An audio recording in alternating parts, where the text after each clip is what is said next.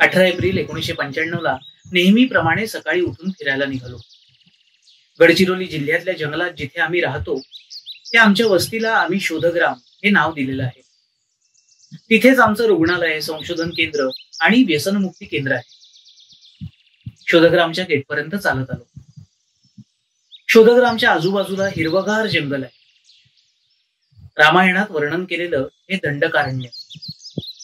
या जंगलामधनं कुडकवाही नावाच्या खेड्याकडे जाणारी मुरुमाची लाल नागमोडी पायवाट हा आमचा दररोज सकाळी फिरायला जाण्याचा मार्ग. 100 पावले चालून गेलो नाही तर अचानक छातीमध्ये दुखायला लागलं. कोणीतरी गच्च आवळून धरतय अशा प्रकारचं ते दुखणं होतं. डाव्या हातातही दुखायला लागलं. यापूर्वीही मला क्वचित असं दुखलं होतं आणि सर्व वैद्यकीय तपासण्यांनंतर ते दुखणं ऍसिडिटीचं असावं असा निष्कर्ष निघाला होता. पण आजचं हे दुखणं जरा जास्त तीव्र होतं. हृदयाच्या दुखण्यासारखं, अँजायना सारखं होतं. म्हणून परतलो आणि ऍसिडिटीच्या भरपूर गोळ्या चघळून खाल्ल्या. थोड्या वेळानं पुन्हा फिरायला निघालो. आता माझी पत्नी राणी देखील सोबत होती. पुन्हा तीच लाल पायवाट. पण 100 पावलं चाललो नाही तर पुन्हा तेच छातीत दुखणं. राणीला सांगू की नको? अजून काही पावलं रेटून नेली आणि अशक्य झालं. राणी, माझ्याने चालणं होत नाही. चाललं की छातीत दुखतं.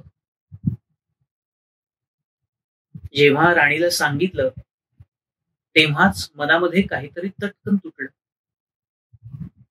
मनाला स्वच्छ कळलं होतं की आपल्याला हृदयरोग झालेला आहे.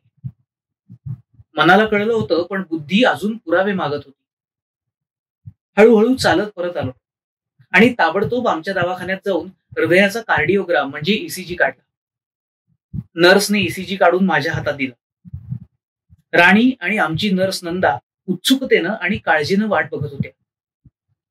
ईसीजी मशीनच्या तारा अजूनही माझ्या हातापायाला आणि छातीला बांधलेल्या होत्या. स्वतःच आपला ईसीजी बघायला लागलो. अजून कोणाला दाखवायची सोय नव्हती. नागपूर इथून 200 किलोमीटरवर होतं. माझ्या ईसीजी मधल्या रेषा आज नॉर्मल नव्हत्या. एसटी सेगमेंट ही रेषा रुळावरून थोडीशी खाली पसरली होती. म्हणजे माझ्या छातीमध्ये जे दुखलं होतं ते निरुपद्रवी नव्हतं. हे मी राणीला सांगितलं आणि 2 मिनिटात तिचा निश्चय झाला. आपण ताबडतोब नागपूरला जाणार.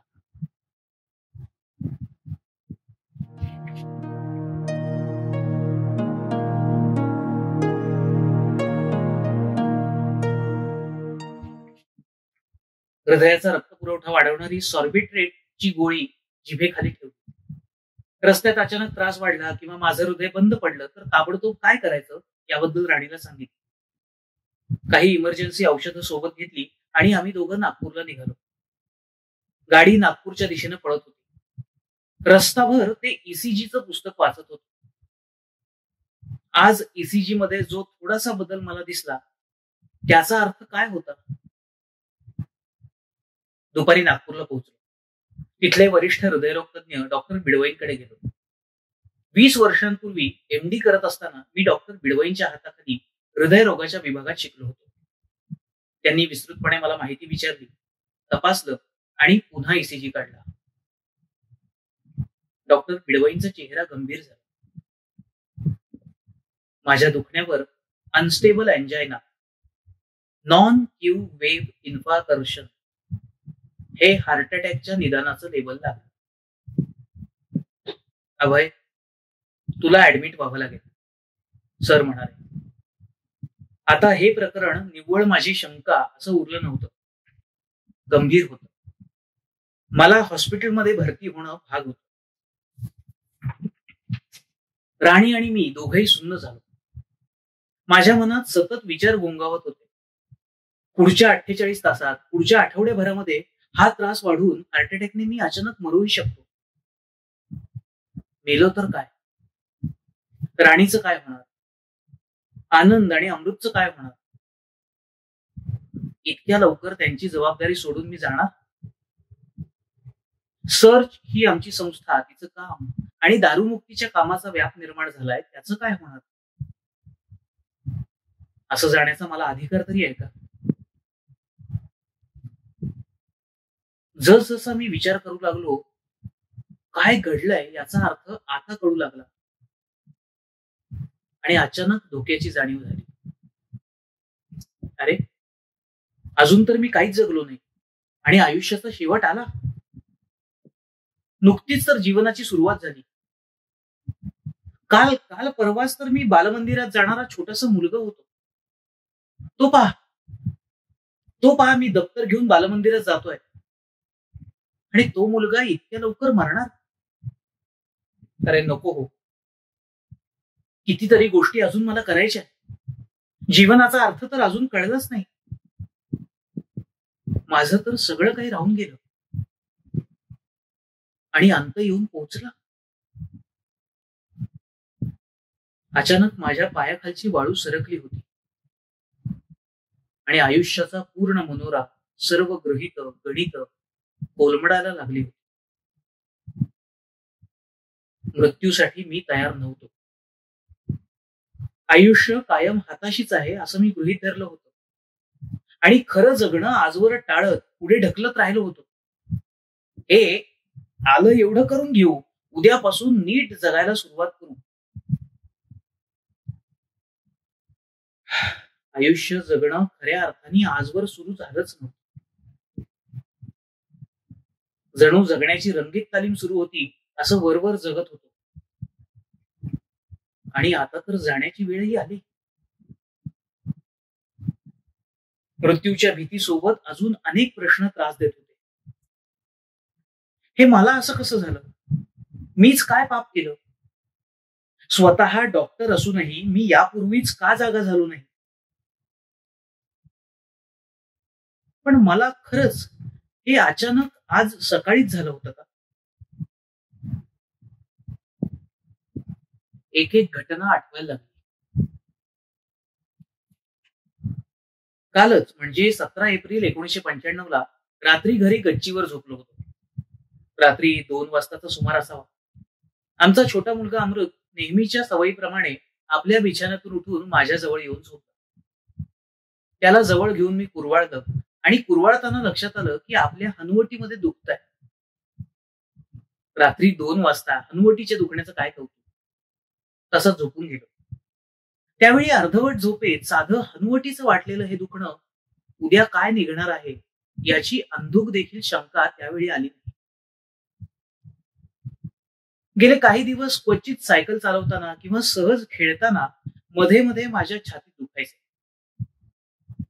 दुखणं छातीच्या मध्यभागी असायचं, शिवाय ते डाव्या हातातही पसरायचं. वैद्यकीय भाषेत ज्याला अँजायना म्हणतात त्यासारखं हे होतं. हृदयाला रक्तपुरवठा करणाऱ्या रक्तवाहिन्या बारीक होऊन रक्तपुरवठा कमी झाला की रोग्यांना हे अँजायना दुखणं सुरू होतं. विशेषतः ज्यावेळी हृदयाला अधिक काम करावं लागतं तेव्हा, म्हणजे शारीरिक परिश्रम करताना, जेवल्यावर, उत्तेजित झाल्यावर हृदयाला आवश्यक रक्तपुरवठा कमी पडतो आणि अँजायनाची वेदना रोग्याला जाणवते. त्या काळात मला सतत तीव्र इच्छा होत होती, ती म्हणजे मुलांना भेटण्याची. दवाखान्यात भरती झाल्याच्या दुसऱ्या दिवशी मी राणीला म्हटलं, राणी, मुलांना गडचिरोलीहून बोलवून घे. ती म्हणाली, अरे तू दवाखान्यात सेटल होऊन जाऊ दे. मुलं तुला हॉस्पिटलमध्ये बघतील तर घाबरतील. त्यांच्या मनाला कायमचा धक्का लागेल की आपल्या वडिलांना हृदयरोग झालाय. त्यापेक्षा तुझी तब्येत स्थिर झाल्यावर मुलांना बोलू. माझा स्वभाव आक्रमक किंवा हट्ट करायचा नाही, पण मुलांना भेटायची इच्छा मनातून इतकी तीव्र होती की मी राणीला म्हटलं, मला ताबडतोब मुलांना भेटायचं आहे. आणि मी तोंड दुसरीकडे फिरवून घेतलं. राणीने ओळखलं. मुलांना गडचिरोलीहून बोलावून घेतलं. छोटा अमृत धावत आला. त्यानं मला सुरेख हाक मारली. नायना. मुलं मला नायना म्हणतात. माझी बायको राणी तेलुगू आहे. तेलुगूमध्ये वडिलांना नायना म्हणतात. अमृतनं विचारलं, नायना तुला काय झालं रे? तुला हार्ट अटॅक आला का? मोठा मुलगा आनंद समजूतदारपणा दाखवत अमृतच्या निरागस बोलण्याचं नियंत्रण करण्याच्या प्रयत्नात होता. दोन्ही मुलांना एकदा गच्च हृदयाशी पकडलं. माणसाला आपल्या मुलाबाळांचं तोंड पाहिल्याशिवाय सुखाने डोळे मिटता येत नाहीत असं ते म्हणतात, किंवा आपल्या मुलाबाळांना बघून डोळे निवडे असं म्हणतात. ते काय असतं तो अनुभव स्वतःच म्हणतात. असं असूनही बहुतेक रुग्णालयांमध्ये नातेवाईकांना भेटण्याची वेळ फक्त दुपारी 4 ते 6 आहे. या नियमामागे वैद्यकीय सोय तर आहे, पण पेशंटच्या उर्मी वेडे असतात. आम्हा डॉक्टरांना याची जाणीव कुठे असते? मला अचानक आठवलं, शोधग्राममध्ये जेव्हा आदिवासींसाठी हॉस्पिटल बांधायचं ठरवलं तेव्हा आदिवासींनी एक मोठी अडचण सांगितली. डॉक्टर साहेब, सगळ्या सरकारी हॉस्पिटलमध्ये पेशंट भरती करतात पण नातेवाईकांना बाहेर काढतात. आम्हाला तर नातेवाईकांच्या सोबत जगायचं आणि मरायचं असतं. ही त्यांची गरज लक्षात घेऊन शोधग्राम मधलं हॉस्पिटल आम्ही झोपड्यांचं हॉस्पिटल बांधलं, जिथे आजारी रुग्ण आपल्या नातेवाईकांच्या सोबत, कुटुंबासोबत झोपडीत राहू शकावं. आदिवासींना ही कल्पना प्रचंड आवडली. आज माझ्या लक्षात आलं की ही केवळ आदिवासींची गरज नाही, ही तर माझी देखील गरज आहे. माझ्या मनाच्या डोळ्यांसमोर गडचिरोलीतले आदिवासी उभे राहिले. उदेगावचा म्हातारा आदिवासी सरपंच संभाजी दर्रो हसत हसत म्हणत होता, काय डॉक्टर साहेब, तुम्ही आमच्यासारखेच का? हो दर्रो पाटील, आपण सगळे सारखेच. दुसऱ्या दिवशी आई, भाऊ, वहिनी सगळे आले. नंतर वडीलही आले. आईला काय वाटलं असावं? तिचं वय 72 वर्षांचं आणि मी 44व्या वर्षी अशा स्थितीत.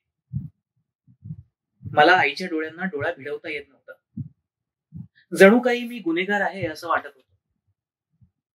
या काळात माझी पत्नी राणी सतत सोबत होती. माझं काही अचानक झालं तर माझं कसं होणार यापेक्षा तिचं कसं होणार हाच प्रश्न जास्त मोठा होता. पण आपलं दुःख आणि काळजी दाखवत बसायला बिचारीला फुरसतच नव्हती. आतल्या ताणाचा कुठेही पत्ता लागू न देता सगळं ओझं आत्मविश्वासपूर्वक खांद्यावर घेऊन, चेहरा प्रसन्न ठेवून ती सगळं काही निभावत होती. आमच्या लग्नाला 18 वर्ष झाली. या आजाराच्या काळात पुन्हा तिच्या प्रेमात पडलो. तिनं एक क्षणही आपल्यापासून दूर जाऊ नये असं वाटायचं. धोका समोर दिसत असल्यामुळे कसला तरी आधार घट्ट धरत होतो का कोणास ठाऊक. पण जर अचानक मरण्याची वेळ आली तर त्या क्षणाला ती जवळ असली पाहिजे ही इच्छा तीव्रपणे मनात होती. माझं दुःख दुहेरी होतं. कोणत्याही माणसासारखं मलाही मरण नको होतं. शिवाय डॉक्टर म्हणून आपलं निदान चुकण्याची लज्जा होती. अपमानित वाटत होतं. आपलं वैद्यकीय निदान का चुकलं असावं? मी स्वतः डॉक्टर आहे, मेडिसिन मध्ये MD आहे, विद्यार्थी दशेमध्ये चांगला विद्यार्थी होतो. आयुष्यातल्या बहुतेक वैद्यकीय परीक्षांमध्ये भारतात काय किंवा परदेशात काय मी विद्यापीठात सर्वप्रथम येत गेलो. पण या सगळ्यांचा काय उपयोग जर माझं स्वतःचं साधं हृदयरोगाचं निदान मला करता नाही आलं तर? इतकी वर्ष मी ते निदान चुकवत गेलो. आणि माझंच चुकलं असं नाही. माझे मित्र कार्डिओलॉजिस्ट होते, त्यांचं देखील हे निदान चुकलं. असं का घडलं? असं का घडलं ही दुसरी खंत होती आणि शरम होती. अँजायनाचा त्रास असलेल्या रुग्णांमध्ये असलेला हृदयरोग शोधण्यासाठी साधा ECG केवळ 30% आणि ट्रेडमिल टेस्ट 75% सेन्सिटिव्ह आहे. म्हणजे हृदयरोग असूनही 25% रोग्यांमध्ये ट्रेडमिल टेस्ट काहीही रोग दाखवणार नाही. पण ही माहिती माझ्याकडे असलेल्या वैद्यकीय पुस्तकांमध्ये नव्हती. ब्रॉनवॉल्ड सारख्या हृदयरोगाच्या अत्यंत सखोल पुस्तकांमध्येच ही माहिती मला मिळाली. स्वतःच्या दुखण्याचं पेशंटनं केलेलं वर्णन याला आम्ही हिस्ट्री म्हणतो. पेशंटची हिस्ट्री ही मेडिकलच्या निदानामध्ये अत्यंत महत्वाची आहे. पण यंत्र आणि परीक्षणांच्या वाढत्या गोतावळ्यामध्ये पेशंटच्या हिस्ट्रीकडे आम्ही डॉक्टर हळूहळू दुर्लक्ष करायला लागलो आहोत. जे पेशंटच्या बाबतीत घडतं तेच माझ्याही बाबतीत घडलं. माझ्या हिस्ट्रीकडे आम्ही दुर्लक्ष केलं आणि टेस्टवर बेधडक विश्वास ठेवला. मनामध्ये प्रश्नांचं चक्र सतत सुरू होतं. पहिला प्रश्न होता, माझं खरं निदान काय? मला काय झालंय? ईसीजी मध्ये अर्धा मिलीमीटर खाली घसरलेली एसटी रेषा ही निव्वळ तात्कालिक चूकही असू शकते. तसं झालं तर किती बरं होईल. पण दुसरा प्रश्न याहून जास्त गंभीर होता. अजून किती दिवस बाकी आहेत? आयुष्याचे अजून किती दिवस बाकी आहेत?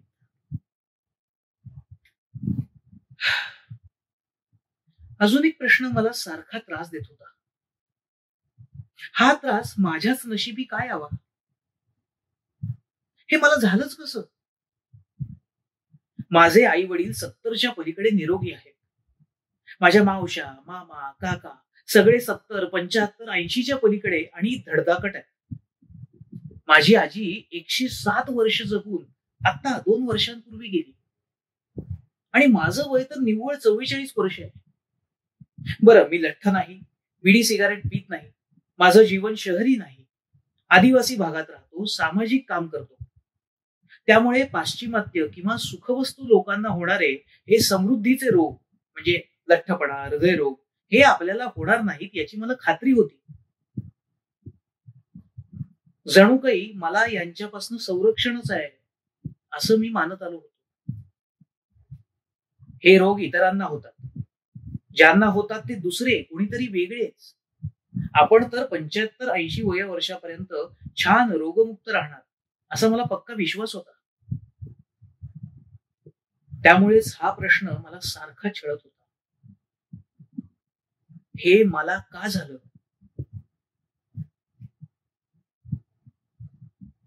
माझी आजी सांगायची की माझे पणजोबा दररोज सकाळ संध्याकाळच्या जेवणामध्ये एक वाटी तूप खायचे. त्यामुळे त्यांची प्रकृती इतकी मजबूत होती. म्हणून ती आम्हालाही भरपूर तूप खाण्याचा आग्रह करायची. मेडिकल कॉलेजमध्ये शिकायला लागल्यावर मला वैज्ञानिक माहितीची शिंग फुटायला लागली. तूप खाणं काही सुरक्षित नाही असं मी आजीला सांगितल्यावर ती मला उडवून लावायची. तिचा तुपावरचा विश्वास आढळ होता. ती मरण्याच्या 2 वर्षांपूर्वी मी तिला सहज विचारलं, का ग आजी, तुझे वडील कोणत्या वयात मेले? ती म्हणाली, 32 वर्षांचे असताना मेले. जेवता जेवता अचानक छातीत कळ आली, मान टाकून दिली आणि फटकन मेले. नक्कीच हार्ट अटॅकनं मेले असणार. वाटी वाटी तूप खाल्ल्यानं काय होतं हे तेव्हा माझ्या चांगलंच लक्षात आलं. तेव्हापासून मी तूप कमी केलं. पण माझी दुधाची आवड मात्र मी काही नियंत्रित केली नव्हती. शिवाय मिठाई, आईस्क्रीम देखील मला विलक्षण आवडायचं. जितके काही प्राणीजन्य पदार्थ म्हणजे दूध, तूप, लोणी, तसंच मांस, अंडी या सगळ्या अन्नांमध्ये आणि चॉकलेट, नारळाचं तेल यांच्यामध्ये गडगंज कोलेस्ट्रॉल असतं. माझ्या वाढलेल्या कोलेस्ट्रॉलचं एक कारण कदाचित या दुधा तुपात असावं. माझी आजीच रोज दूध तूप घ्यायची. ती 107 वर्ष जगली. तिचं कोलेस्ट्रॉल आम्ही कधीच मोजलं नव्हतं. माझी आई देखील दुधा तुपाची परमभक्त आहे. पण तिचं कोलेस्ट्रॉलही वाढलेलं नाही. उलट HDL 60च्या जवळपास आहे, म्हणजे अतिसुरक्षित. या उलट मी कधीही न पाहिलेले पणजोबा जे वाटी वाटी तूप खाऊन 32व्या वर्षी मेले, किंवा मी ज्यांचं दूध तूप खाऊन कोलेस्ट्रॉल वाढलं आणि हृदयरोग झाला. एकाच घराण्यात 4 पिढ्यांमध्ये असं वेगवेगळं चित्र बघायला मिळतं. असं का व्हावं? रक्तातील घातक कोलेस्ट्रॉलचे कण म्हणजे LDLचे कण रक्तातून काढून टाकून रक्त साफ करण्याचं काम लिव्हर पेशी करत असतात. रक्तातील LDL कोलेस्ट्रॉल पकडण्याची त्यांची क्षमता त्यांच्यावर असलेल्या एलडीएल रिसेप्टरच्या संख्येवर निर्भर करते आणि ह्या रिसेप्टरची संख्या अनुवंशिक असते. शिवाय हृदयरोगापासून संरक्षण करणाऱ्या एचडीएल कोलेस्ट्रॉलची पातळी त्याच्यावर आपला प्रभाव टाकते. माझं एचडीएल 30 होतं, अगदी खाली. माझ्या आईचं 61 आणि माझ्या मित्राचं 71. त्यांना अर्थात हृदयरोगाचा धोका कमी. हे एचडीएल वाढवणं तसं कठीण, पण व्यायामानं ते वाढतं. मला व्यायाम कुठे होता? माझं एचडीएल फार खाली गेलं होतं. वर्षानुवर्ष असं धोक्याचं कोलेस्ट्रॉल असूनही मी सुरक्षिततेच्या भ्रमात होतो आणि भरपूर दूध मिठाया चापत होतो. जुन्या काळी माणसं श्रम किती करायची?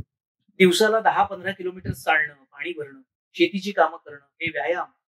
संयुक्त कुटुंब, जाती व्यवस्था, गावगाडा यांची सामूहिक सुरक्षितता आणि नातेसंबंध, जीवनाप्रती समाधानी दृष्टिकोन, असं अनेक प्रकारचं संरक्षण त्यांना होतं. त्यांनी फॅट्स खाल्ले तर ते बचावू शकत होते. पण तेरा क्या होगा कालिया.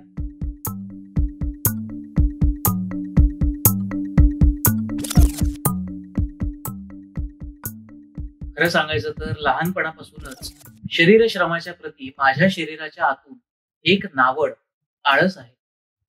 आणि यंत्रयुगात शरीर श्रमाची गरज काय? बौद्धिक श्रम नावाचा नवा श्रम प्रकार निघाल्यामुळे शरीर श्रम त्या कष्टदायक प्रकाराची मध्यमवर्गीय माणसाच्या जीवनातून फार हकालपट्टी झालेली आहे. आराम खुर्चीत बसून टीव्ही बघताना किंवा पुस्तक वाचताना मनाला आणि बुद्धीला होणाऱ्या गुदगुल्यांची सर घाम गाळणाऱ्या शरीर श्रमाला कुठे येणार? नकोच तो कष्टदायी घाणेरडा प्रकार. हजारो वर्षांपूर्वी शूद्र वर्ण निर्माण करून शरीर श्रमाची कामे त्यांना सोपवण्यापासून तर आधुनिक काळातील परेट घडीचा मध्यम वर्ग आणि बाबूलोक निर्माण करण्यापर्यंत भारतीय समाजाची शरीर श्रमाप्रती नावड दिसून पडते. ही नावड भारतीयांमध्ये सर्वत्रच आहे. इंग्लंडमध्ये स्थायिक झालेल्या भारतीयांच्या मुलामुलींमध्ये देखील इतर ब्रिटिश मुलांच्या तुलनेत शारीरिक व्यायाम कमी आढळलेला आहे. पण शरीरश्रम नसल्यामुळे मोठंसं काय बिघडणार? गेल्या 10 वर्षात शास्त्रज्ञांना काही अगदी अनपेक्षित गोष्टी लक्षात आलेल्या आहेत. शारीरिक श्रम कमी झाले की शरीर पेशींचा आपल्या शरीरातील इन्सुलिन या हार्मोनला प्रतिसाद कमी होत जातो. त्यामुळे रक्तातील साखरेचं प्रमाण वाढायला लागतं, म्हणजे मधुमेह होतो. शरीरात सतत इन्सुलिन जास्त असल्यास रक्तवाहिन्या आकुंचित होतात, ब्लड प्रेशर वाढतं, कोलेस्ट्रॉल वाढतं, रक्तवाहिन्यांमध्ये अथेरोस्क्लेरोसिस निर्माण होतो आणि शेवटी हृदयरोग निर्माण होतो. या रोगाच्या समुच्चयाला शास्त्रज्ञांनी सिंड्रोम एक्स हे नाव दिलं. भारतीय वंशातील सुखवस्तू लोकांना, विशेषतः पुरुषांना मोठ्या प्रमाणात सिंड्रोम एक्स होतोय. मी सिंड्रोम एक्सचं उदाहरण होतो. चंगळवादी जीवनशैली अंगीकारल्यानंतर गोऱ्या माणसाला ज्या प्रमाणात हृदयरोग होतो त्यापेक्षाही भारतीय माणसाला जास्त प्रमाणात होतो. सध्या वैद्यकीय क्षेत्रातला निष्कर्ष असा आहे की अनुवंशिक किंवा जीवशास्त्रीय कारणांमुळे भारतीय वंशाचे लोक हे मधुमेह आणि हृदयरोगाप्रती सर्वात जास्त धोक्यात आहेत. भारतामधल्या हृदयरोगाच्या लाटेचं स्पष्टीकरण भारतीय माणसाची हृदयरोगाच्या प्रती असलेली नैसर्गिक कमजोरी आणि मध्यम वर्गाची नवी जीवनशैली यामध्ये आहे. ही सर्व कारणं असूनही मला माझ्या रोगाचं पूर्ण कारण समजलं असं वाटत नव्हतं. पैशाच्या किंवा धंद्यातील चढाओढीच्या मागे न लागलेल्या, आदिवासी खंडांमध्ये आरोग्य सेवा आणि संशोधन करणाऱ्या, निरेच्छ आणि ताणमुक्त जीवन जगणाऱ्या माझ्यासारख्या माणसाला हृदयरोग का व्हावा? या प्रश्नाचं उत्तर शोधणं नाजूक काम. मी खरंच निरीच्छ आणि ताणमुक्त होतो का? मग गेली काही वर्ष माझं मन प्रसन्न का नव्हतं? खरंच गेली 4-5 वर्ष माझं मन प्रसन्न नव्हतं. तापाच्या दरम्यान तोंड बेचव व्हावं ना, तशी जीवनाची चवच गेली. मला कबूल केलं पाहिजे की गेली काही वर्ष मला एक विचित्र खिन्नता होती. जीवनातला रस हरवला होता. कशामुळे? केव्हापासून? माझं मन शोधू लागलं. वयाच्या विशीमध्ये कॉलेजमध्ये असताना विनोबा आणि जयप्रकाश नारायण यांच्या आंदोलनात मी सक्रिय होतो. जीवन जणू सर्व दिशांनी बहरून येत होते. MD केल्यानंतर राणीसोबत लग्न केलं आणि पूर्ण वेळ सामाजिक कामात पडलो. एक वेगळीच बेहोशी होती. यश मिळो न मिळो, स्वतःला विसर्जित करण्याचा आणि समाजासाठी काम करण्याचाच विलक्षण आनंद होता. पदोपदी पसरून निखारे आपुल्याच हाती, होऊन या बेहोश धावलो ध्येय पथावरती. त्या कुसुमाग्रज यांनी केलेल्या वर्णनासारखीच त्यावेळीची आमची मनस्थिती होती. मग ही खिन्नता केव्हा आली? 33व्या वर्षी उच्च शिक्षणासाठी अमेरिकेला गेलो. जॉन्स हॉपकिन्स विद्यापीठातल्या शिकण्याचा काळ म्हणजे बौद्धिक आनंदाचा स्वर्ग होता. 77 देशातले विद्यार्थी, जगप्रसिद्ध संशोधक असलेले प्रोफेसर्स आणि अधिक ज्ञान मिळवण्याची अखंड धावपळ याचा विलक्षण कैफ होता. मी विद्यापीठात प्रथम येत होतो. सार्वजनिक आरोग्याचं काहीतरी विशेष काम माझ्या आणि राणीच्या हातून घडणार अशी आमच्या प्रोफेसर्सना खात्री वाटायची. तेव्हा तर मन प्रचंड उत्सुक आणि आनंदी होतं. मग मग ही खिन्नता केव्हा आली? भारतात परतल्यावर आम्ही दोघांनी गडचिरोली जिल्ह्यात सर्चची स्थापना केली.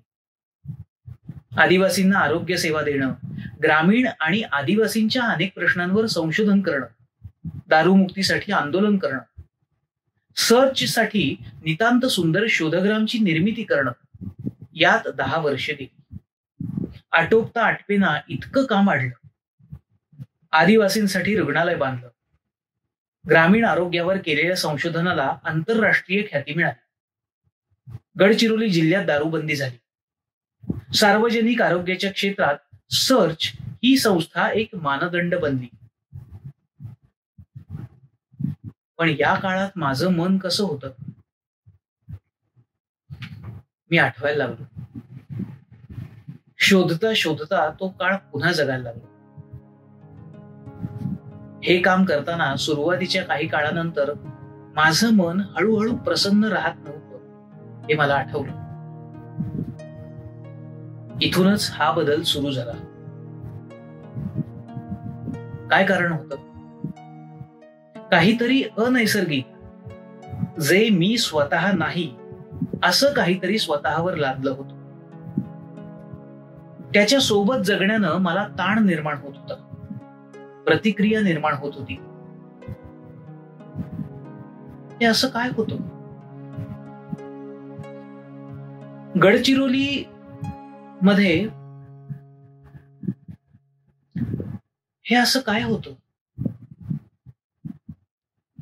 गडचिरोलीमध्ये सर्च संस्थेची स्थापना केली तेव्हा सुरुवातीच्या काळात महाराष्ट्र शासनाच्या आग्रहामुळे इथली शासकीय आरोग्य व्यवस्था, जिल्हा रुग्णालय आणि सरकारी प्राथमिक आरोग्य केंद्र सुधारवण्याचा एक अशासकीय प्रयोग आम्ही केला. त्या काळात शासकीय नोकरशाही, तिची काही न करण्याची आणि करू न देण्याची मनोवृत्ती, असीम दिरंगाई, कल्पनातीत कामचुकारपणा, भ्रष्टाचार आणि वरून आम्हालाच गुन्हेगार ठरवण्याचं निर्लज्ज कारस्थान याचा जवळून अनुभव घेतला. 2 वर्ष एखाद्या किड्याला अंगावर वळवळू द्यावं तसा किळसवाणा अनुभव होता. शेवटी 2 वर्षांनी त्यातून स्वतःहून बाहेर पडलो, पण अनेक व्रण घेऊन. या काळात स्वतःवर अपरिमित अन्याय आम्ही केला. त्यामुळे तर ही खिन्नता निर्माण झाली नाही ना. पण मग त्यानंतर काय झालं? जसजसं विचार करत खोलवर जात होतो, मन घाबरवायला लागलं होतं. मनाचा गळू पिकला होता, पण चिरा मारायची हिंमत होत नव्हती. पण गत्यंतर नव्हतं. गडचिरोलीला जसजसं काम निर्माण होत गेलं, वाढत गेलं, तस तसा आतला मी बदलत गेलो. माझ्या स्वाभाविक मी पेक्षा हा यशस्वी मी वेगळा असल्यामुळे दोघांमध्ये अंतर आणि ताण वाढत गेले. ग्रामीण आदिवासी भागात आम्ही केलेल्या संशोधनाचा व्यापक परिणाम व्हावा, राष्ट्रीय आंतरराष्ट्रीय आरोग्य कार्यक्रमाची आखणी त्यावरून व्हावी, गडचिरोली सारखी दारूबंदी पूर्ण महाराष्ट्रात निर्माण व्हावी, अशी अधीरता निर्माण झाली होती. हे असं व्हावं म्हणून एकाच वेळी गडचिरोलीचे आदिवासी आणि मुंबई, दिल्ली, लंडन, न्यूयॉर्क मधील पॉलिसी मेकर्स, बुद्धिजीवी, शास्त्रज्ञ अशा 2 पातळ्यांवर मी वावरत होतो. स्वतःला रबरासारखा ताणत होतो. असं ताणयुक्त काम करण्याचा अनुभव आनंदहीन चोथा होता. पण यातून समाजासाठी काहीतरी निघेल या भावनेनं ही तात्पुरती स्थिती म्हणून मी स्वीकारली होती. ती तात्पुरती स्थिती कधीच संपली नाही. पुढे पुढे तर कामासोबत माझ्या मनात महत्वाकांक्षा आणि यशाची आसक्तीही निर्माण झाली. मला कुठेतरी पोहोचायचं होतं.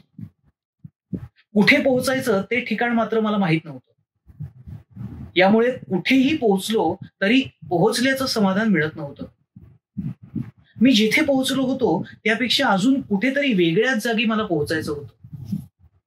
अजून काहीतरी वेगळं माझ्या जीवनात घडायचं होतं. ते केव्हा घडेल? सतत असमाधान, सतत तगमग. माझं काम करणं हे भावनात्मक आनंदाचे स्रोत न राहता बाह्य यशाचं साधन आणि म्हणून काळजीचं कारण बनलं होतं. पूर्वी सामाजिक काम करताना परिणामांची गणती करत नव्हतो, परवा करत नव्हतो, पण निखळ प्रसन्नता अनुभवत होतो. आणि आता जणू फळासाठीच काम करत होतो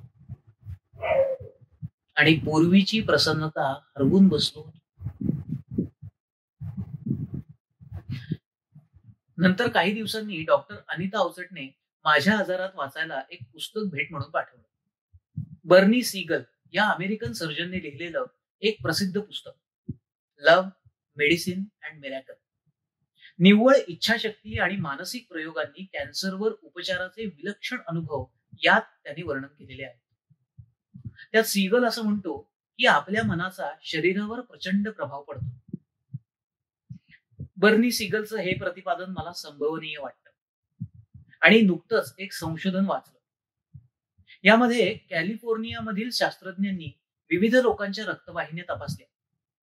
तेव्हा त्यांना आढळलं की जे खिन्न आहेत, ज्यांचं मन प्रसन्न नाही, अशा प्रकारच्या मनस्थितीत असणाऱ्या लोकांच्या शरीरातील रक्तवाहिन्या इतरांपेक्षा जास्त आक्रसलेल्या होत्या, आतून बारीक झालेल्या होत्या. खिन्न मनस्थितीमुळे हृदयरोग निर्माण होतो. डॉक्टर शेरविट्झ आणि पॉवेल यांनी केलेल्या अध्ययनात अतिशय दिलचस्प गोष्ट समोर आली. हृदयरोग झालेल्या रोग्यांचं नेहमीच बोलणं, गप्पा काही वेळ टेप केल्या आणि नंतर त्यामध्ये किती वारंवार मी, माझं, मला असे स्वतः संबंधी उल्लेख होते ते मोजले. जे स्वतःमध्ये जास्त गुंतलेले होते, ज्यांचे विचार आणि संवाद यामध्ये स्व उल्लेख जास्त वेळा होता, त्यांना पुढे हृदयरोगाचा पुन्हा झटका जास्त प्रमाणात आला.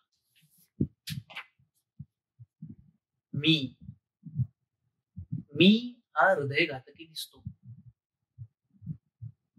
पण का? माणसाला इतरांपासून वेगळं पाडणाऱ्या गोष्टी एकटेपण आणि ताण निर्माण करतात. त्यातून बरेचदा हृदयरोग निर्माण होतो. या उलट माणसात प्रेम आणि नातं निर्माण करणाऱ्या गोष्टी, माणसाला निसर्गाशी, जगाशी जोडणाऱ्या गोष्टी माणसाच्या हृदयाला वाचवतात. माणसाचं माणसांशी तर सोडाच, पाळीव प्राणी आणि झाडांशी असलेलं भावनिक नातं देखील माणसाला हृदयरोगापासून संरक्षण देतं, असं वैज्ञानिक अध्ययनात आढळलेलं आहे. संबंध म्हणजे रिलेशनशिप माणसाला हवीशी वाटते नव्हे, ती त्याच्या जगण्याची मूलभूत गरज आहे, असं एरिक फ्रॉम नावाचा प्रसिद्ध मानसशास्त्रज्ञ म्हणतो. व्यक्ती केंद्रित आणि स्पर्धेच्या आधुनिक म्हणजे अमेरिकन सभ्यतेमध्ये माणूस एकटा पडत जातो. गर्दीत असूनही एकटा, एकमेकांविरुद्ध स्पर्धक, घराबाहेर व्यावसायिक स्पर्धा, घरातही पती पत्नीची एकाच भूमिकेसाठी, प्रभुत्वासाठी स्पर्धा, शेवटी अधिक यशासाठी देखील स्वतःशी देखील स्पर्धा. या स्पर्धेचा सतत ताण, सर्वांशी तुटलेलं नातं. या संस्कृतीत माणसाला जगण्यासाठी मी आणि माझं याचाच जप करावा लागतो. मी हीच सर्वात मोठी विभूती होऊन तिचीच पूजा दिवस रात्र चालते. मार्लन ब्रँडो या प्रसिद्ध नटाचं ऑन वॉटरफ्रंट या सिनेमात ऑस्कर विजेत्या भूमिकेतील एक मार्मिक वाक्य. ब्रँडो म्हणतो, Charlie, I could have been somebody. तुला कळत नाहीये चार्ली, मी काही बनू शकलो असतो. मी जे आहे त्याऐवजी अन्य काही बनण्याची मला आस आहे. मी आत्ता या क्षणी देखील समबडी आहेच की, पण त्यात मला समाधान नाही, त्याच्याशी माझं नातं नाही. मला खंत आहे की मी अजून वेगळा काहीतरी समबडी का झालो नाही याची. त्या मृगजळा मागे लागून माझं स्वतःशी देखील नातं तुटतं. मी मोठा किंवा यशस्वी होणं म्हणजे मी इतरांपेक्षा कसा वेगळा, विशेष किंवा अधिक संपन्न आहे हे सिद्ध करणं. इतरांसारखं, इतरांपैकी एक होणं म्हणजे साधारण होणं. असाधारण होण्यासाठी मला वेगळं बनावं लागतं. इतरांसोबतच्या माझ्या साधाऐवजी वेगळेपणावर भर द्यावा लागतो. यातून माझं एकलेपण निर्माण होतं, वाढतं. इतरांमध्ये आणि माझ्यामध्ये वेगळेपणाची पक्की भिंत तयार होते आणि ती भिंत बांधणारा मी स्वतःच त्या भिंतीच्या आत एकटा कैदी बनतो. कुणापासूनही असलं तरी एकटेपण घातक ठरत, हृदयाला मारक ठरत. अचानक माझ्या रोगाचं कारण मला लख्ख दिसायला लागलं. अनेक वर्षांपूर्वी केव्हा तरी नकळत मी माझं नैसर्गिक जीवन आणि प्रसन्न मन या आधुनिक संस्कृतीच्या हवाली केलं. त्यातून प्रथम शरीराचा उपयोग थांबला, त्याच्याकडे दुर्लक्ष सुरू झालं. मग अधिक काम आणि यशप्राप्तीच्या मागे लागून मनाची सहज अवस्था सुटली. बुद्धी आणि विचारांच्या वाळवंटात भावनिक अनुभव पारखा झाला. प्रसन्नता गेली. पुढे मनामध्ये मी आणि माझं वाढत गेलं. त्याचंच कुंपण स्वतःभोवती निर्माण झालं आणि विश्वाशी असलेली एकरूपता तुटली. आणि आश्चर्य म्हणजे विश्वस्वरूपी नाळ तुटल्यावर स्वतःशी असलेला संपर्कही सुटला.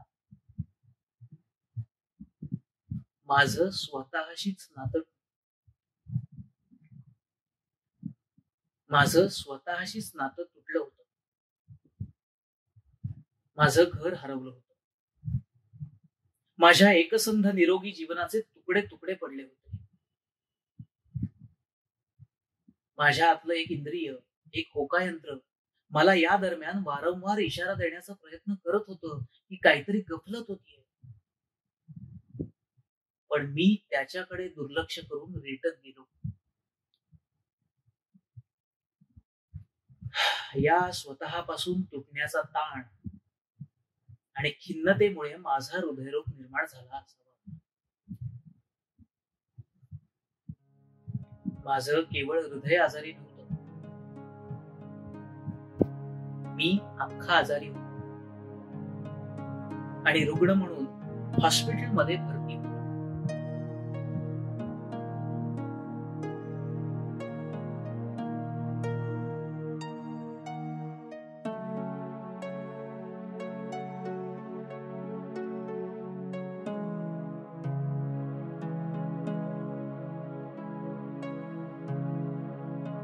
माझ्या आजारपणात अनेक सुहृद भेटायला यायचे.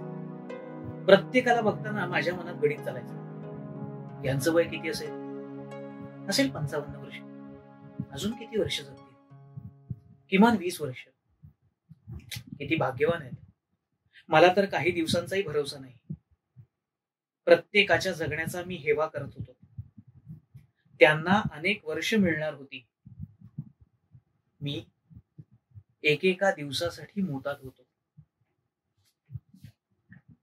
राणीचे वडील डॉक्टर चारी यांना आम्ही सर्व बावा म्हणतो. वय 79 वर्ष. चंद्रपूरचे एकेकाळचे लोकप्रिय फॅमिली फिजिशियन होते. आता प्रॅक्टिस मधून निवृत्त झालेले आहेत. बावांना नुकताच कॅन्सर झालेला आहे. इंग्लंडमध्ये सर्व तपासण्या होऊन काहीही उपचार न करण्याचा निर्णय घेण्यात आलेला आहे. मर्यादितच आयुष्य त्यांना शिल्लक आहे. बावा मला भेटायला आले. मी त्यांचा सर्वात लहान जावई. बावांच्या चेहऱ्यावर त्यांच्या आजाराचा किंवा त्यांच्या काळजीचा मागमूसही नव्हता. त्यांच्या मोडक्या तोडक्या हिंदीमध्ये गप्पांचा सदैव ओघ सुरू. अभय बाबू, अपने को मालूम कि मेरे को जल्दी मरना जाना तो है, तो रोने में काय को टाइम बर्बाद करना, और कैंसर का क्या डर, मरने को कोई ना कोई रोग होना, मेरे को कैंसर का लेबल मिल गया, अच्छा हुआ, नहीं तो बिना कारण मर जाता. बावांच्या या स्थितप्रज्ञ वृत्तीनं मी अजूनही अचंबित आहे. हा माणूस कोणतंही अध्यात्म किंवा तत्वज्ञान वाचत नाही किंवा बोलत नाही. आयुष्यभर प्रेमानं पेशंट्स पाहिले, आपल्या कुटुंबाची नीट काळजी घेतली आणि चंद्रपूर गावातल्या सर्व सार्वजनिक गप्पांमध्ये मनमुराद भाग घेतला. यांना हे अदम्य धैर्य आणि प्रेमळ वृत्ती कुठून मिळाली? मी मनातल्या मनात सासऱ्यांना हात जोडले. म्हटलं, बाबा, तुमच्या या कलंदर अध्यात्माचा एक तुकडा मलाही द्या. मला सध्या त्याची फार गरज आहे.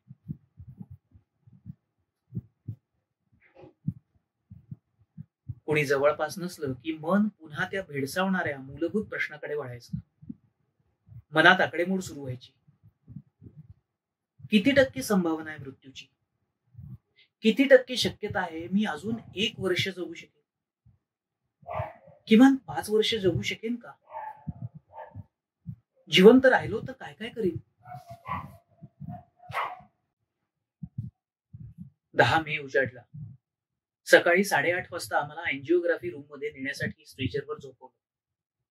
डॉक्टर म्हणून रोगी तपासताना नेहमी खाली झोपलेल्या पेशंटकडे मी वरून बघायचो. आता मी खालून झोपून उलट वर बघताना मला माणसांचे चेहरे, खोलीचं छत, अँजिओग्राफी टेबलवरचे दिवे, वरून खाली माझ्याकडे बघणारे डॉक्टरचे चेहरे, सगळं वेगळंच दिसायला लागलं. सगळी उलथापालथ झाली होती. माझ्या हृदयाची अँजिओग्राफी सुरू झाली.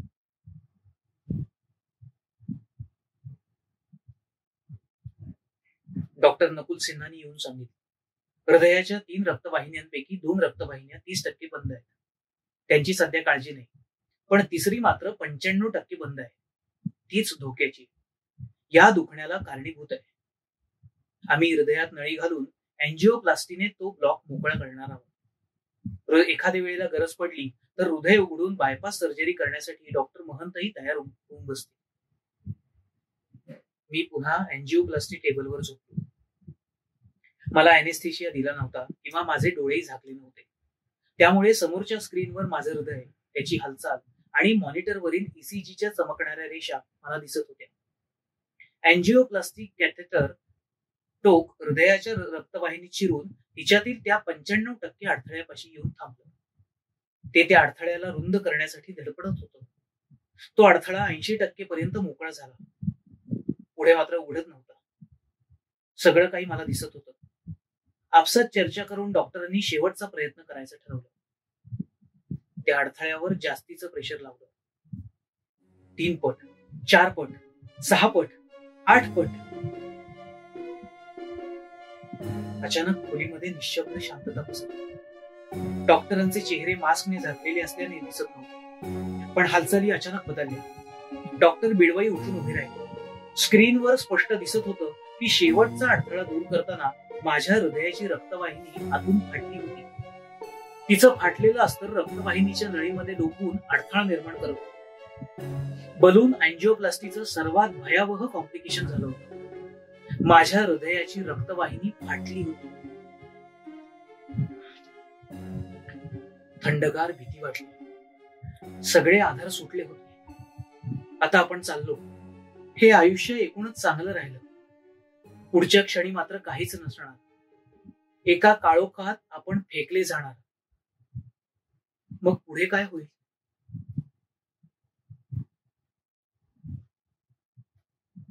अचानक कुठून तरी एक झरा सुरू झाला.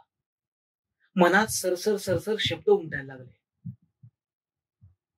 ओम, ओम.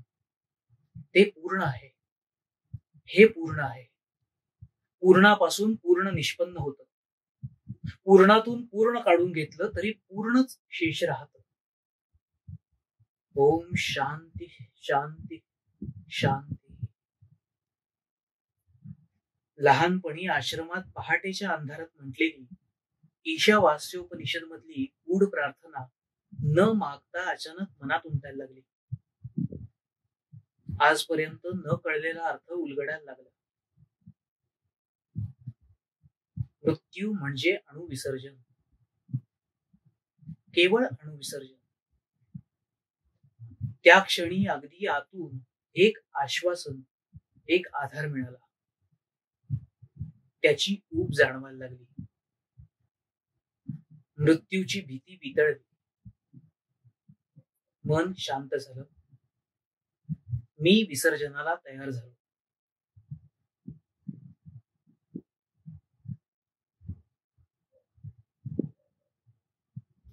पुढील 3-4 तास डॉक्टर माझी फाटलेली रक्तवाहिनी जोडण्याचा प्रयत्न करत होते. रक्तवाहिनी सांधली गेली. मी खेळ बघावा तशी ही सर्व घटना बघत होतो. मी जिवंतच होतो. अणुविसर्जन सध्या तरी टळलं होतं. अँजिओप्लास्टी नंतरही पहिल्याच रात्री मला हार्ट अटॅक आला होता. वेदना हळूहळू वितळायला लागली. वादळ येऊन गेलं होतं. माझं हृदय याही वेळेला त्यातून वाचलं होतं. पण अँजिओप्लास्टी नंतरही माझं भवितव्य काय असू शकतं याचा अनुभव आला होता. मी अजूनही सुरक्षित नव्हतो. पण या क्षणी मी फार फार थकलो होतो. फक्त थोडी झोप हवी होती. मी लढणं सोडणार नव्हतो. उद्या सकाळी जिवंत असलो तर पुढची लढाई सुरूच ठेवणार होतो. आधुनिक वैद्यकशास्त्राच्या वैज्ञानिक चमत्कारानं मला पुन्हा जगण्याची संधी मिळाली होती. पण रोगमुक्ती मिळाली नव्हती. डायबिटीस असणाऱ्यांवर अँजिओप्लास्टी झाली, म्हणजे माझ्यासारख्यांवर अँजिओप्लास्टी झाली तरी 5 वर्षात त्यातले अनेक मरतात असं विज्ञान सांगत होतं. गोळ्या खात राहा आणि 35% मरण्याची वाट पहा. उपचारातील या असहाय्यतेची मला चीड येत होती. मला जगायचं तर होतं, पण आशेला आधार काय? जणू नियतीशी करार झाला असावा तसं मी हॉस्पिटलमध्ये असतानाच एक पुस्तक माझ्यापर्यंत येऊन पोहोचलं. डीन ऑर्निश या अमेरिकन डॉक्टरने लिहिलेलं, अमेरिकेत सध्या अत्यंत गाजत असलेलं रिव्हर्सिंग हार्ट डिसीज या नावाचं पुस्तक. 3 महिन्यांपूर्वी एक डॉक्टर म्हणून स्वतःच्या वैद्यकीय वाचनासाठी मी या पुस्तकाची मागणी नोंदवली होती. आता मी हृदयरोगाचा पेशंट बनलो असताना ते माझ्याकडे येऊन पोहोचलं होतं. हॉस्पिटल बेडवरूनच मी ते आधाशासारखं वाचायला सुरुवात केली. या पुस्तकानं मला आशा दिली, नव्हे खात्री दिली की मी हृदयविकारातून बाहेर पडू शकेन. या पुस्तकाने माझ्या पुढील उपचारात क्रांती केली. ऑर्निशच्या उपचार पद्धतीचा मूळ तर्क हा की हृदयविकार हा पूर्ण जीवन पद्धतीचा परिणाम आहे. निव्वळ औषध किंवा सर्जरीनं हृदयरोगाच्या मुळावर घाव घातला जात नाही. फक्त तात्कालिक वरवरचा उपाय होतो.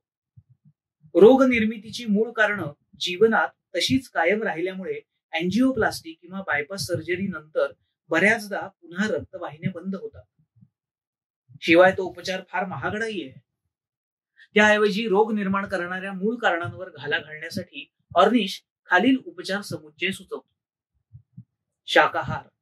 आपल्या आहारातील एकूण कॅलरीज पैकी 10% पेक्षा कमी स्निग्ध पदार्थातून घेणे आणि आहारातील कॅलेस्ट्रॉल शून्य करणे.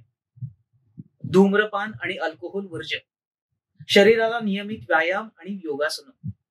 मानसिक ताणमुक्तीसाठी प्राणायाम, शवासन आणि मनोवृत्तीत बदल, आपल्या मनातील भावनांशी संपर्क साधणे आणि इतरांसोबत मनमोकळेपणाने भावनात्मक संबंध जोडणे, आणि शेवटचं, जीवनात आध्यात्मिक समाधान शोधणे, यासाठी ध्यान करणे. ऑर्निशची स्वतःची कहाणी सुद्धा वाचण्यासारखी आहे.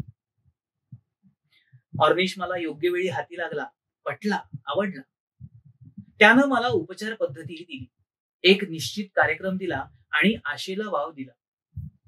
माझ्यासाठी आयुष्य एक अनिश्चितता झालं होतं. मी जगण्यासाठी आतुर होतो. ऑर्निशची उपचार पद्धती एक संधी देत होती. मरता क्या न करता. मी आयुष्य या डावावर लावायचं ठरवलं. आहारात बदल करून वजन आणि पोटाचा घेर कमी करणं हे माझं पहिलं ध्येय होतं. कॉलेजमध्ये शिकत असे तो माझं वजन 58 किलो होतं. लग्न झाल्यावर 3 वर्षात वजन 70 किलो झालं. पुढे ते हळूहळू 73 किलो होऊन गेली 15 वर्ष स्थिर झालं होतं. माझं वजन कमी करून 65 किलोवर आणायचं होतं.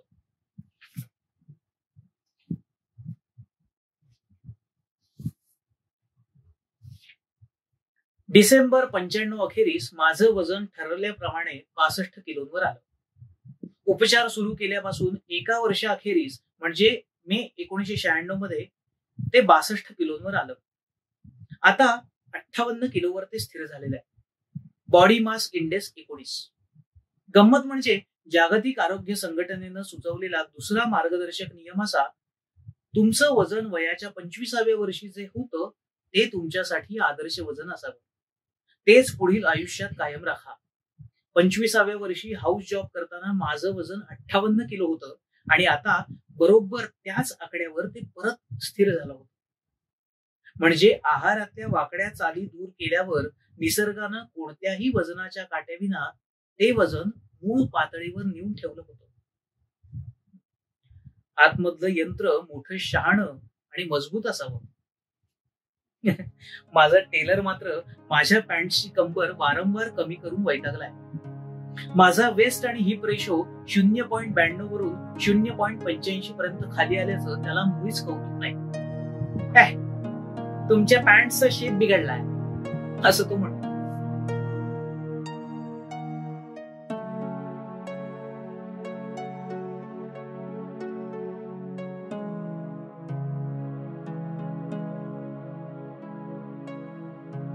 माझं कोलेस्ट्रॉल 4 वर्षांपूर्वी 244 होतं. तूप आणि साय सोडल्यावर ते 220 वर आलेलं होतं. मला ते 150च्या खाली आणायचं होतं. ऑर्निश पद्धतीनं उपचार सुरू केल्यावर हळूहळू कमी होत होतं ते 142 झालं. या फ्रंटवर मी निरोगी आणि सुरक्षित झालो. पण एकूण कोलेस्ट्रॉल कमी होताना HDL कोलेस्ट्रॉल देखील थोडं कमी होऊन 34 वरून 29 वर आलं होतं. हे HDL कसं वाढवावं? ते 1 मिलीग्रॅमने वाढलं की हृदयरोगाची शक्यता 2 ते 3% कमी होते. मला HDL वाढवायचंच होतं, पण त्यासाठी एकच उपाय पुस्तकात दिलेला होता, व्यायाम. माझा व्यायाम प्रकार मी निवडला. मी रोज चालणार. प्रत्येकानं सकाळी फिरायला जाण्याचाच व्यायाम करावा का? मोठी गमतीशीर उत्तर सापडली. इंग्लंडमध्ये मुलांना कारनं शाळेत पोहोचवणं ही पालकांची मोठी जबाबदारी होऊन बसते. मुलांनाही व्यायाम मिळत नाही. त्यासाठी नुकतीच एक राष्ट्रीय टूम निघाली म्हणे, walk children safely to school. मुलांना सुरक्षितरित्या शाळेपर्यंत चालू दे. मी आपला त्याच कुडकवाहीच्या वाटेवर जंगलात रोज फिरायला जायला लागलो. सोबत आमची 5 कुत्री हमखास येतात. माझ्याकडून लाड करून घेण्याची, तसंच आपलं प्रेम आणि इमान व्यक्त करण्याची त्यांची ही वेळ असते. उगवत्या सूर्याशी माझी भेट होण्याची ही वेळ असते. रस्त्यावरचं प्रत्येक झाड माझी वाट बघत असतं. झाडांचे बदलते रंग, रूप, गंध या 3 वर्षात मी जेवढे अनुभवले तेवढे पूर्वी कधी अनुभवले होते? हेनरी थोरोची एक आठवण नुकतीच वाचली. नीट पोशाख करून लगबगीनं तो जंगलाकडे निघालेला पाहून एका माणसानं विचारलं, काय, कुठे निघालात? त्यावर आपल्याच तंद्रीत थोरो उद्गारला, मला लवकर गेलं पाहिजे. जंगलातल्या एका झाडाशी भेटायची अपॉइंटमेंट ठरली आहे माझी. माझी ही झाडं माझ्याशी कधी असं बोलतील, पण सध्या मला ती जितकं प्रेम देत आहेत ते पुढे. शोधग्रामच्या मागे 2 किलोमीटर अंतरावर जंगलातून एक छोटी नदी वाहते. तिथपर्यंत चालत जाऊन कुत्र्यांना नदीत बागडायला सोडून मी किनाऱ्यावरील एका शिळेवर बसून नुसता बघायला लागलो. काय बघायचं? काही विषय नव्हता, काही हेतू नव्हता. बस नुसतं वाहत्या पाण्याकडे, हलत्या पानांकडे, झिरपणाऱ्या प्रकाशाच्या कवडशांकडे बघायचं. बाहेर एक निसर्ग होता. तो आपल्याच लयीनं नियमांनी नर्तन करण्यात मग्न होता. आतही एका निसर्गाचं नर्तन सुरू असायचं. तसं पाहिलं तर बाहेरचा निसर्ग आणि आतला निसर्ग एकाच विराट सत्याचा भाग होते. पण मीपणाच्या सतत जाणीवेचा एक आडपडदा होता, अहमनाद होता, जो दोघांना एकरूप, एकलय होऊ देत नव्हता. हे मी पण विसरता येईल, विसर्जित करता येईल, कसं करता येईल? मला जगायचं होतं म्हणून मी योगाकडे वळलो. ऑर्निश योगासनं व ध्यान करायला सांगत होता. लहानपणी सेवाग्राम आश्रमात काही योगासनं शिकलो होतो, पण नियमितपणे कधी केली नव्हती. योग म्हणजे काय हे नेमकं मला माहित नव्हतं, पण योगी लोक आपल्या हृदयाची गती नियंत्रित करू शकतात हे ऐकलं होतं. म्हणून योग मार्गानं मला माझं हृदय निरोगी करता येईल ही आशा वाटत होती. योग निद्रेत अजून एक पायरी खूप उपयोगी आढळली. अवयव ध्यान करून शरीर शिथिल झाल्यानंतर त्या अवस्थेत राहताना मन आपल्या श्वासावर केंद्रित करायचं. श्वास शांतपणे घ्यायचा, सोडायचा, मोजायचा. मन न भरकटता श्वासावर केंद्रित केल्यानं ध्यान घडतं. शरीर संपूर्णपणे आपला संरक्षक पवित्रा गार्ड सोडून शिथिलपणे जमिनीवर पडून असायचं. श्वास आपोआप नैसर्गिक गतीने सुरू असायचा. मन देखील शांत झालेलं असायचं. तेव्हा लक्षात यायला लागलं, रेचा, आपण काहीही न करता हे सगळं आपोआप सुरळीत सुरू आहेच. आपण आपला काही भार वाहत नाही. इथपर्यंत माझे अनुभव आणि प्रयत्न सांगणं तसं सोपं होतं. गोष्टी आहार, व्यायाम, शरीर याबाबत होत्या. पण यापुढे मी ध्यान आणि अध्यात्म याबाबत माझा प्रवास सांगण्याचा प्रयत्न करणार आहे. हा प्रांत माझा नाही, वाट अनोळखी. मी अनेकदा गोंधळलो, वाट चुकलो, संशयात पडलो, वारंवार त्याच ठिकाणी पोहोचलो, थकलो, निराश झालो. पण थोडा थोडा अंधुक प्रकाश दूर दिसतही गेला. त्यामुळे प्रयत्न करत राहिलो. हा सगळा प्रवास आतमध्ये झाला. रोज सकाळी शांत जागी ध्यान करायला बसायला लागलो. आमच्या घरातलं तळघर माझी ध्यानाची, अभ्यासाची जागा झाली. मनात तीव्र जिज्ञासा आणि दर्शनाची आस होती. काय होणार हे माहित नव्हतं. खरं तर काय व्हावं अशी माझी अपेक्षा होती हे देखील स्पष्ट नव्हतं. काहीतरी घडावं, ईश्वरी तत्वाचं भान घडावं, मनाची तळमळ मिटावी. ध्यान हा विशिष्ट तंत्राचा, मार्गाचा मुद्दा नाही. ती एक अवस्था आहे जिथे तुम्ही अस्तित्वाच्या अगदी मुळाशी जाऊन त्याचा शब्दातीत, विचारातीत अनुभव घेता. ती अवस्था प्राप्त करायचा विशिष्टच असा मार्ग नाही. आणि मला ती अवस्था केव्हा प्राप्त होणार याचं वेळापत्रक बनवण्यातही काही अर्थ नाही. ती आणता येत नाही. पण मनाची शुद्धी करून फक्त त्याची वाट बघता येते. केव्हा तरी अचानक अनायास ते दर्शन देत. तुम्ही जोर लावल्यानं ते जबरदस्तीनं किंवा लवकर आणता येत नाही. जमीन नांगरून पावसाची वाट बघावी लागते. पाऊस पाडता येत नाही. असं माझ्या बुद्धीला स्पष्ट झालं. मी हे अनुभवलेलं नव्हतं. पाऊस तर अजून पडलाच नव्हता. जमीन नांगरण्यासाठी बैल नांगराची जुळवाजुळव सुरू होते. पण ही गोष्ट लक्षात आल्यानं मनावरचं ओझं दूर झालं. गोंधळ कमी झाला आणि पुन्हा उत्साहानं रोज ध्यान करायला लागलो. अनेकदा पूर्वपरीक्षा लवकर मन एकाग्र व्हायला लागलं. पण मनाचा काही नेम नाही. कधी कधी अडेल तट्टू सारखं मुळीच मुद्द्यावर यायचं. त्या दिवशी नाद पाहून सोडून द्यायला लागायचं. ईशावास्योपनिषदवरील आपल्या भाष्यात विनोबांनी सत्य आणि ईश्वर यातील अद्वैताविषयी आरपार दृष्टी दिली. एका जागी विनोबा म्हणतात, ईश्वर सत्य का सत्य ईश्वर? एक तत्वज्ञानाची भाषा, दुसरी उपासनेची.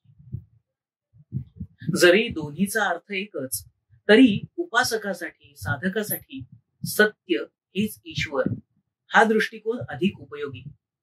कारण सत्यापासून सुरू करता येते. ईश्वर निर्गुण असल्यामुळे त्यापासून सुरुवात करता येत नाही. एक सुंदर जपानी हायकू आहे. मी झाडाला म्हटलं, झाडा झाडा मला ईश्वराविषयी सांग. आणि ते झाड बहरून ईश्वर काय असतो हे त्या झाडाने बहरून सांगितलं. झाडाचं ते असणं, ते बहरणं हेच ईश्वर. मला आयुष्य तोकडं वाटलं. लवकर संपतंय याची भीती आणि खंत वाटली. पुन्हा जेव्हा मृत्यूची वेळ येईल तेव्हा असंच वाटेल. आजपर्यंत मिळालेली 45 वर्ष कमी का वाटली? The tragedy of life is not that it ends soon, but that we wait so long to begin. माझी समस्या माझ्या लक्षात येते. मी विचार करायला, प्रत्येक क्षणी त्या क्षणातच संपूर्णपणे जगण्याची कला आपल्याला साधेल. आपण तर क्षणामधून विस्थापित, क्षणनिर्वासित आहोत. अचानक एक शब्द स्फुरला, क्षणस्थ. आपल्याला क्षणस्थ म्हणजे त्या क्षणामध्ये पूर्णपणे स्थित व्हायला हवं. आज मला प्रश्न पडला, नैसर्गिक होणं व कृत्रिम होणं म्हणजे कसं होणं? प्राणी वनस्पती नैसर्गिक प्रेरणांनी प्रेरित होतात, वागतात. तसं होणं? नोबेल पारितोषिक विजेता कवी ऑक्टोविया पाज एका कवितेत म्हणतो, पण फुलपाखराला माहीतच नव्हतं आपण फुलपाखरू आहोत ते. विचारच नव्हता कधी फुलपाखराच्या मनात. ते उडालं. प्राणी वनस्पती हे अबोध आहे. ते नैसर्गिक वागतात कारण त्याशिवाय दुसरं काही वागलं जाऊ शकतं याची कल्पना देखील त्यांना शिवत नाही. ते जरी नैसर्गिकरित्या जगत असले तरी आपण नैसर्गिकरित्या जगतो आहोत याची त्यांना कोणतीच जाणीव नाही. निर्बोध नैसर्गिकता हे काही मानवी जीवनाचं ध्येय होऊ शकत नाही. तिला ध्येय मानलं तर त्याही पूर्वकालीन दगड बनून निर्जीव पडून राहणं हे अधिकच उच्च ध्येय ठरावं.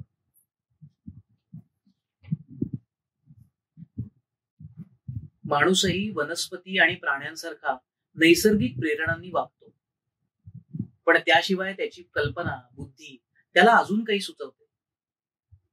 पण एवढ्यावर माणसाचं वेगळेपण संपत नाही. मानवाची सर्वात मोठी विशेषता ही दिसते की त्याच्या अवतीभोवती आणि त्याच्या स्वतःमध्ये जे काही घडतंय त्याचा तो भागही आहे, पण त्यासोबत त्याविषयी त्याला जाणीवही आहे. तो स्वसंवेद्य आहे. म्हणजे तो दगड किंवा झाडासारखा सत्य तर आहेच, पण स्वसंवेद्य जागृत सत्य आहे. स्वतःविषयी जाणीव असलेलं सत्य म्हणजे माणूस.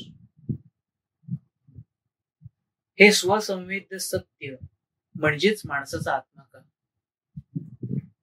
ध्यानाद्वारे ही स्वसंवेद्यता जागृत होते का? अशीच स्वसंवेद्यता या पूर्ण ब्रह्मांडालाही असेल. जर असेल तर वैश्विक स्वसंवेद्यता म्हणजे परमात्मा. आपली आणि वैश्विक स्वसंवेद्यता एकरूप अनुभव म्हणजेच साक्षात्काराचा अनुभव.